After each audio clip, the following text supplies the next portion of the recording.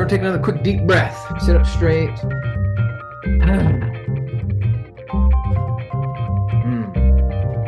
Exciting times. When Jared was talking about gratitude and how it's easy to skip, it's easy to overlook the things that we can be grateful for.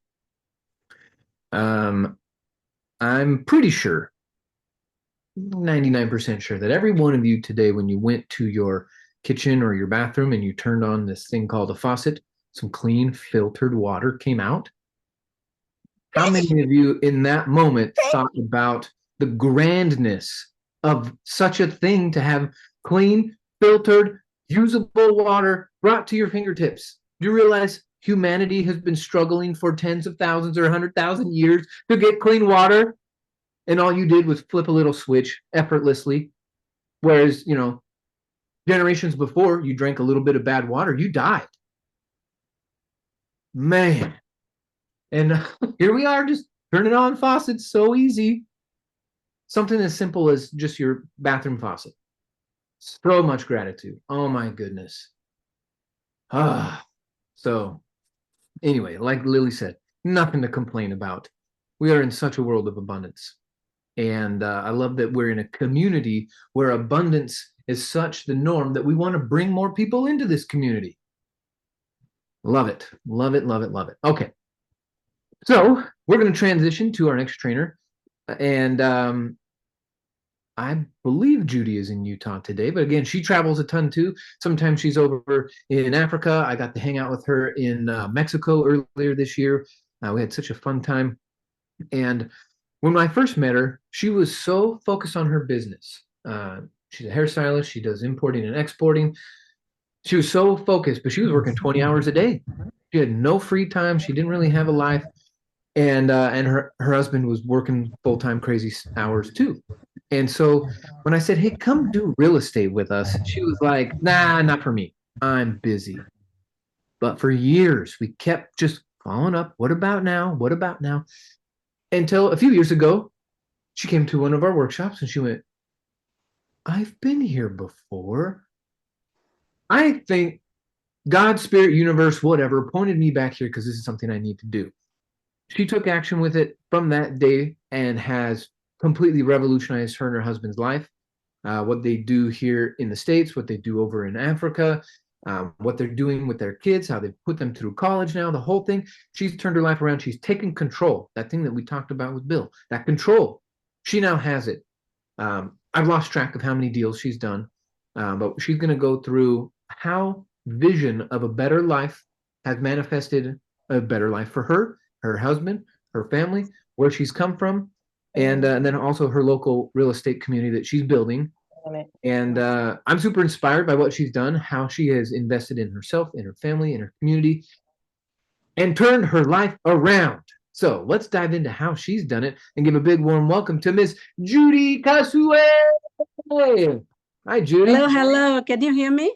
Yeah, loud and clear. Thanks for being here. Can you see me? Yes. Great to see you. Okay. Thank you, Michael. You always inspire me. And thanks for always supporting us and helping us and being at the other end of receiving our phone calls every single time we call. I love our community. Thanks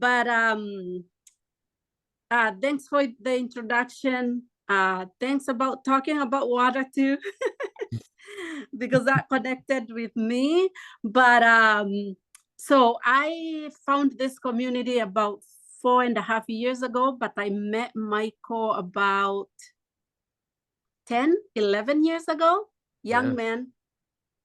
And I never forgot him because of how much wisdom you had.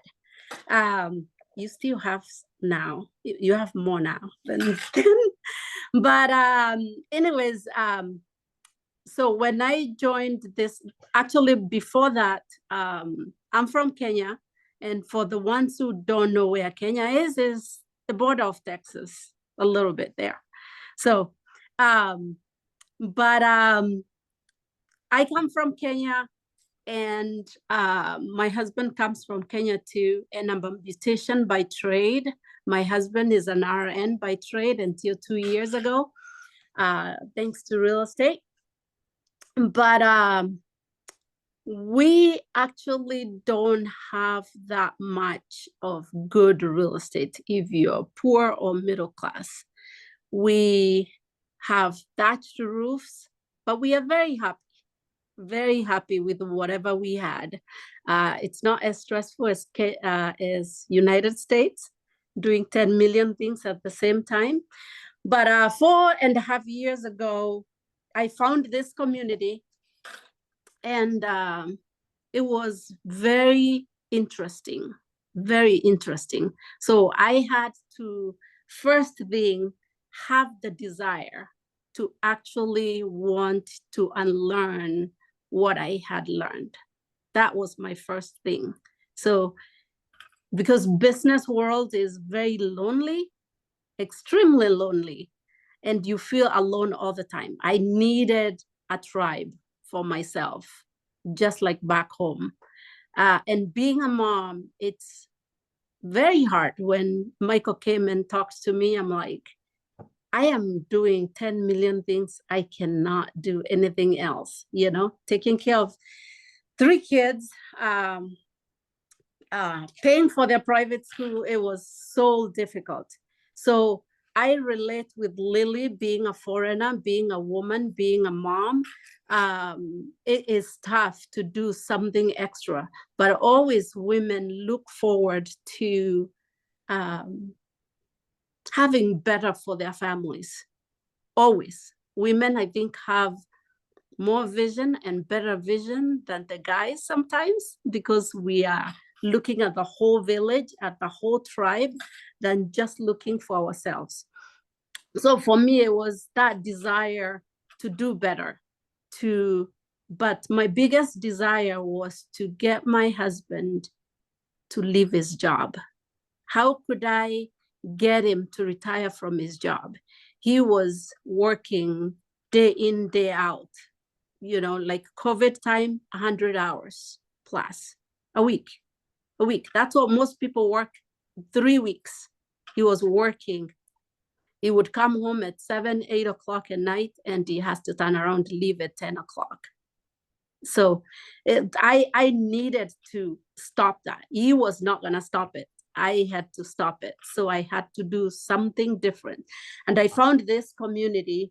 And so the next thing I had to do is decide whether I'm going to do it with or without him. Because before I had talked to him, and he said, no, we can't look at something else. So I just kept checking in. He was not ready. So I waited until he was out of the country. And that's the time I decided to do it. So I'm like, by the time he comes in 6 weeks, I will have already made the decision and made a routine so he cannot say no. So when he shows up, I'm like, this is what I did. And he's like, how much was it? And I said, it's don't worry about it.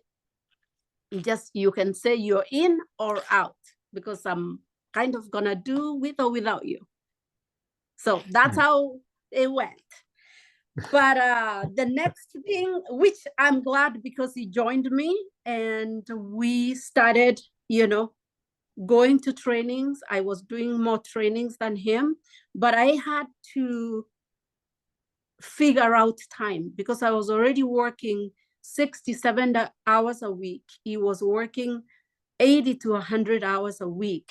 Time for us, there was no time left unless we did not sleep. So I had to decide how many hours I was going to put in. And if he joins me, how many hours was he going to put in? So I committed 5 hours a week. So I'm like, I can find an hour a day, because Saturdays, like today, it's very busy at the salon. So it's very hard to get out on Saturday. So I'm like, I'll commit Monday through Friday, even if it's 30 minutes in the morning and 30 minutes in the evening, then I can figure out an hour a day to better myself. And that's the route I took. So I was able to do at least 5 to 7 every single week and invest in myself. Back where I come from, a lot of women don't invest in themselves because we rely on our husbands to be the breadwinners, even though now it's changed. But I wanted to change that for my children since I have 2 girls and a boy. So I wanted my girls to see that I'm an example to them and they can do things for themselves without relying on a man to help them out. So they can be their own full 100% person before they meet this other person. And if things don't work out, they can be on their own and have their own education. So that's what I wanted for myself. And also being in a salon, I've seen a lot of women lose their husbands, or their husbands are in a wheelchair and they lose everything because the women did not have the knowledge or the know-how to be able to take care of their family. So their lifestyle completely changes. The third thing I did was to learn. I had to learn. On top of unlearning, which was very hard, I had to figure out this system. And it's so comprehensive. I am so happy for my education. I tap into it so much every single day. I'm like, it felt like when you have a toolbox or tool belt and your tool belt has only one tool. So like assume you have a screwdriver in your tool belt. You cannot use your screwdriver for everything that you need to do. You can be resourceful, like our training teaches us, but you can't do everything with a screwdriver. So it was so helpful for me to start adding to my tool belt. And the good part with this community or my community, my tribe, is if I did not have a certain tool, I could borrow that tool from somebody else before I get mine. So that was very crucial for me, that I could be able to do that. So learning, applying. Like somebody said earlier, I was an information junkie before. So I learned how to learn and apply, learn and apply, learn, apply, learn and apply, and take action. Take action, because without action, you're not going anywhere. So that was huge for me. And then the next thing was to also help others who were younger than me, not in age, but who were starting the real estate investing career, investing in themselves, and help somebody else. Because by helping somebody else that just started a month ago or 6 months ago, I've been doing this for 4.5 years. Not that I know everything, I've made a lot of mistakes, but it's part of the learning process. But by helping somebody else and hold their hand and go to a house tour, go to a walkthrough, you can have, like, they use your set of eyes too, so you can help each other. So that was huge for me. And I relate with it again so much because it's part of a tribe. Somebody has your back at all times. So that was very helpful for me. And then the next thing was also, I really wanted passive income, always passive income. How do I figure out how I can make money 24/7, even when I'm asleep? How do I do that without being behind a chair? How do I do that? And this program, this community showed me how to do that, where I can learn from people like Michael, like all the people who have spoken before, because they have been in it way before me. And I can learn just not from our education, but from the other students and what they are doing. And so I'm like, if this person can do it, then I can do it too. They don't look that much smarter than me, so I can do it too. And like somebody else said, you have to be humble enough to be willing to learn from other people and their mistakes so you don't make the same mistakes. And the last thing was, for us, what is the most impactful is to have a purpose bigger than ourselves. We were taught not to forget where we came from. So we are looking at where we came from, where we are at now, why we are here, and where we are going. We don't want to live the way we lived before. And also, we want to pull the other people up as we are going through this journey. It's not very profitable if you're just doing it for yourself. So we have a charity, and the charity gives clean water to kids, to families in Kenya. So that's, to us, when you think of quitting, or when you think you've been beat up so badly and you want to quit, we have a higher purpose than that. Thinking of that little girl, Judy, going to the river to fetch water. There's a lot of little Judys out there going to fetch water. So if we can bring clean water to the village for them to be able to, most kids die in Kenya below age 5 because they don't have clean water, clean drinking water. So if we can just have several wells, water wells, and people have community gardens around it and clean water, so these kids don't have to die below age 5, then that to us is everything. Before finding this community, we were only doing 1 water well a year. Now we are able to do 2 to 3 a year, thanks to our community. So 10 to 20% of our income goes to help those to build the water wells. And that's what we found. That's what our purpose is for right now. And as we go on with the life, if we can help anybody, we can answer any questions. If we can be a testimonial to somebody, please contact us. Okay, wonderful.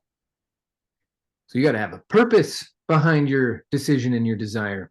And that's one thing I love about the Kasues, Nixon and Judy, because they always think about other people. They do have that tribe, that group, that community mentality that wasn't necessarily installed in most of us, especially in this K-12 model of competition and, trying to be the king of the hill, so to speak. And I think because of that attitude and that mentality, it really has added to your success and makes people want to work with you and do deals with you. And man, I was laughing inside when Judy was telling the story about getting started, and her husband was like, no, no, no. And she goes, just wait till you're out of the country. That was awesome. Just doing it. That's the example of a decision right there. So well done, Judy. You're very inspiring to us all. And if you wouldn't mind putting the link to the charity in the chat. I know there are some people asking about it and they'd like to help out with that. So we'll make that happen. Well done. Thank you, Judy. Thank you. Do you have any questions? I do have a question. When you are putting together a plan with your family, because when you got started, you also had the teenager kids too. How did you fit that into the crazy schedule you had? Oh, that was tough. So like I said, for the guys, it's very easy. You guys are able to do it fast. But for me, I had to enroll my children. So that's why you have to be a good salesperson. You sell your kids to your ideas. You know, if we do this, if you let mom go to a yoga class so I can concentrate for an hour, then this is the benefit, you know? So all our kids by now have the education through Renatus. Way So cool. yes, so they had also, instead of me just listening to the classes on my phone, I plugged it on the TV.